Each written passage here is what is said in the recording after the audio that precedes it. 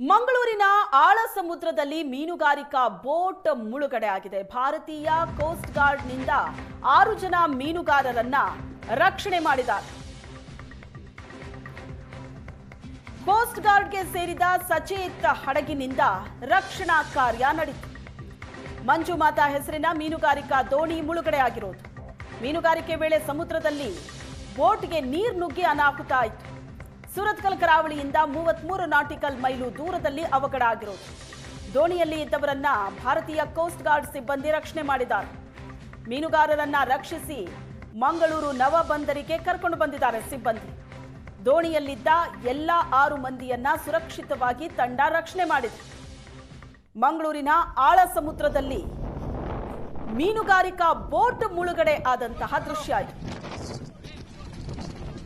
ಭಾರತೀಯ ಕೋಸ್ಟ್ ಗಾರ್ಡ್ನಿಂದ 6 ಜನ ಮೀನುಗಾರರ ರಕ್ಷಣೆ ಮಾಡಲಾಯಿತು. ದೋಣಿಯಲ್ಲಿದ್ದಂತಹ 6 ಮಂದಿಯನ್ನ ರಕ್ಷಣೆ ಮಾಡಿದ್ದಾರೆ ಸಿಬ್ಬಂದಿ.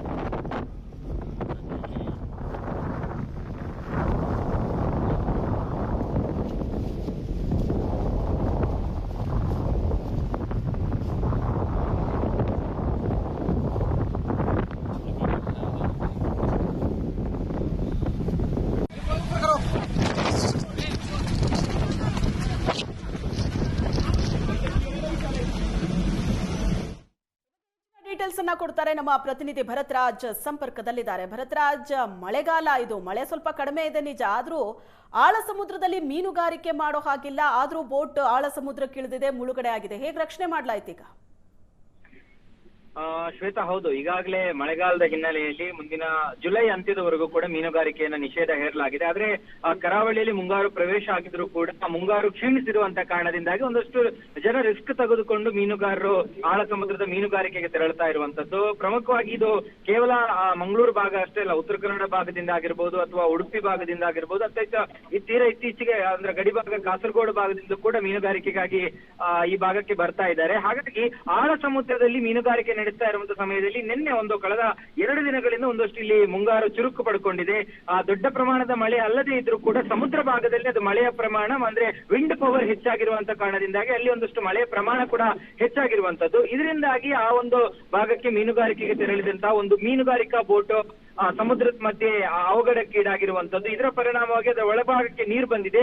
ನೀರು ಬಂದಾಗ ಸಹಜವಾಗಿ ಅವರಿಗೆ ಯಾವುದೇ ರೀತಿಯಾದಂತಹ ನೆರವು ಕೋರ್ಲಿಕ್ಕೆ ಆಗಿಲ್ಲ. ಆದ್ರೆ ಅವರಲ್ಲಿರುವಂತಹ ಕೆಲವೊಂದು GPS ಸಿಸ್ಟಮ್ಗಳ ಮೂಲಕ ಅವರು ಸ್ಥಳೀಯವಾಗಿ ಯಾವ್ದಾದ್ರು ಸಿಕ್ಕಾಗ ಅವರು ಅದನ್ನ ಕನೆಕ್ಟ್ ಮಾಡ್ತಾರೆ. ಫೈನಲಿ ಇಂಡಿಯನ್ ಕೋಸ್ಟ್ ಗಾರ್ಡ್ ಸಂಪರ್ಕಕ್ಕೆ ಸಿಕ್ಕಿರುವಂತದ್ದು. ಇಂಡಿಯನ್ ಕೋಸ್ಟ್ ಗಾರ್ಡ್ ನೇರವಾಗಿ ಸ್ಥಳಕ್ಕೆ ತೆರಳಿ ಒಂದಷ್ಟು ರೋಬೋಟಿಕ್ ಟೆಕ್ನಾಲಜಿಗಳನ್ನ ಬಳಸಿ ಆ ಮೀನುಗಾರರು ಏನು ಹೊರಗಡೆ ಸಮುದ್ರದಲ್ಲಿ ಏನು ಈಜಾಡ್ತಾ ಇದ್ರು ಒಂದಷ್ಟು ಜನ ಅಪಾಯಕ್ಕೆ ಸಿಲುಕಿ ಅವರನ್ನ ರಕ್ಷಿಸುವಂತ ಕೆಲಸಗಳನ್ನ ಮಾಡಿರುವಂತದ್ದು. ಅದಕ್ಕೆ 6 ಜನ ಮೀನುಗಾರರನ್ನ ಅದರಲ್ಲಿ ಇದ್ದಂತವರು ಅವರನ್ನ ರಕ್ಷಣೆ ಮಾಡಲಾಗಿದೆ. ರಕ್ಷಣೆ ಮಾಡಿ ಅವರನ್ನ ನವಮಂಗಳೂರು ಬಂದರು ಪ್ರಾಧಿಕಾರ, ನವಮಂಗಳೂರು ಬಂದರು ಏನಿದೆ ಆ ಬಂದರಿಗೆ ತಂದು ಅಲ್ಲಿಂದ ಅವರನ್ನ ಆಸ್ಪತ್ರೆಗೆ ಸಾಗಿಸಿ ಪ್ರಾಥಮಿಕ ಚಿಕಿತ್ಸೆಗಳನ್ನ ಅವರಿಗೆ ನವಮಂಗಳೂರು ಬಂದರಿನಲ್ಲೇ ಕೊಟ್ಟಿದ್ದಾರೆ. ಅದ್ರ ಜೊತೆಗೆ ಏನು ISG ಇಂಡಿಯನ್ ಕೋಸ್ಟ್ ಗಾರ್ಡ್ ಹಡಗು ಏನಿದೆ ಆ ಶಿಪ್ ನಲ್ಲೂ ಕೂಡ ಅವರಿಗೆ ಬೇಕಾದಂತ ಚಿಕಿತ್ಸೆಗಳನ್ನ ಕೊಡಲಾಗಿತ್ತು. ಸದ್ಯಕ್ಕೆ ಎಲ್ಲರೂ ಕೂಡ ಔಟ್ ಆಫ್ ಡೇಂಜರ್. ಆದ್ರೆ ಇಲ್ಲಿ ಗಮನಿಸಬೇಕು, ಮಳೆಗಾಲಕ್ಕೆ ಸಹಜ ಸೂಚನೆಗಳನ್ನ ಜಿಲ್ಲಾಡಳಿತಗಳು ಕೊಡುತ್ತೆ ಮೀನುಗಾರಿಕೆಗೆ ಹೋಗಬಹುದು ಅನ್ನುವಂಥದ್ದು. ಆದ್ರೂ ಕೂಡ ಕೆಲವೊಂದು ಸಂದರ್ಭಗಳಲ್ಲಿ ಅವ್ರ ನಿಯಮಗಳನ್ನ ಕಾನೂನುಗಳನ್ನ ಉಲ್ಲಂಘಿಸಿ ಈ ರೀತಿಯ ಕೆಲಸಗಳನ್ನ ಮಾಡ್ತಾ ಇರುವಂತದ್ದು. ಮೇಲ್ನೋಟಕ್ಕೆ ಹೊರಭಾಗದಲ್ಲಿ ಭೂಮಿಯ ಅಂದ್ರೆ ನೀರಿನ ಹೊರಭಾಗದಲ್ಲಿ ಮಳೆಯ ಪ್ರಮಾಣ ಇಲ್ಲದೆ ಇದ್ರೂ ಕೂಡ ಸಮುದ್ರದ ಭಾಗಗಳಲ್ಲಿ ವಿಂಡ್ ಪವರ್ ಹೆಚ್ಚಾಗಿರುತ್ತೆ ಮತ್ತು ಸಮುದ್ರದ ಕೂಡ ಒಂದಷ್ಟು ಹೊರಗಡೆ ಮಳೆಯ ಪ್ರಮಾಣ ಕಡಿಮೆಯಿಂದ ಸಂದರ್ಭದಲ್ಲೂ ಕೂಡ ಸಮುದ್ರ ಪ್ರಕ್ಷುಬ್ಧಗೊಂಡಿರುವಂತಹ ಉದಾಹರಣೆಗಳು ಸಾಕಷ್ಟು ಇರುವಂತದ್ದು. ಹಾಗಾಗಿ ನಿಯಮಗಳನ್ನ ಪಾಲಿಸಿ ಅನ್ನುವಂಥದ್ದು ಜಿಲ್ಲಾಡಳಿತದ ಒತ್ತಾಯ ಕೂಡ ಹೌದು. ಹಾಗಾಗಿ ನಿನ್ನೆ ಘಟನೆ ಆಗಿದೆ. ಘಟನೆಯಲ್ಲಿ ಈಗ ಎಲ್ಲರನ್ನ ರಕ್ಷಣೆ ಮಾಡಲಾಗಿದೆ. ಕೋಸ್ಟ್ ಗಾರ್ಡ್ ತಕ್ಷಣಕ್ಕೆ ಧಾವಿಸಿರುವಂತ ಕಾರಣದಿಂದ ಒಂದು ದೊಡ್ಡ ಅವಘಡ ತಪ್ಪಿರುವಂತದ್ದು. Shweta, thank you Bharatraj.